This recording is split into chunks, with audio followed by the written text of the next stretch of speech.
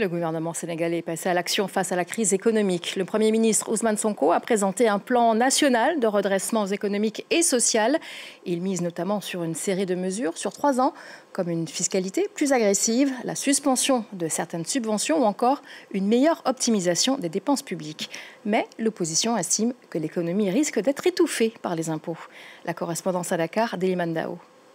Les réactions ont été nombreuses depuis le lancement vendredi d'un plan de redressement économique censé permettre au Sénégal de sortir de la crise des finances publiques avec une dette publique qui a atteint 119% du PIB. Selon le Premier ministre Ousmane Sonko, ce plan sera financé en majorité par des ressources internes. Du côté du pouvoir, on salue une option vers la souveraineté.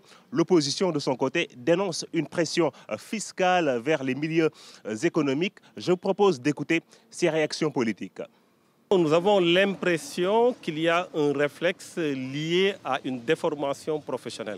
Parce que nous avons à la tête de ce pays des inspecteurs des impôts. Nous pensons qu'il faut s'adapter par rapport à la gouvernance. Gouverner, c'est autre chose, ce n'est pas seulement prélever. Je pense qu'avant de prélever, il faut d'abord irriguer.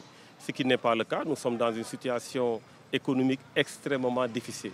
Je crois que le Premier ministre a été très clair. Il ne s'agit pas de faire une pression fiscale, mais il s'agit d'élargir l'assiette fiscale pour permettre aux uns et aux autres de pouvoir contribuer. Et le plus important, c'est que lorsque ces ressources seront recouvrées, cela sera réinvesti dans les secteurs à fort impact social.